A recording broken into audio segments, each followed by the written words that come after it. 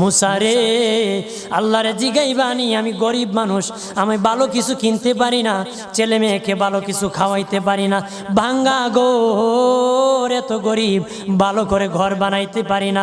আল্লাহরে জিগাইবানি কি করলে আমার উন্নতি হবে, ধনী হব, টাকা পয়সা হবে। আল্লাহরে জিগাইবানি।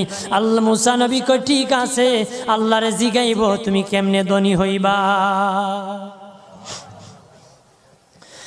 আল্লাহ নবী মুসা নবী তিন রাস্তার মোড়ে যা দেখে একটা লোক বসে আছে, তার দুই হাত নাই, দুই পা নাই, দুই হাত নাই, দুই পা নাই।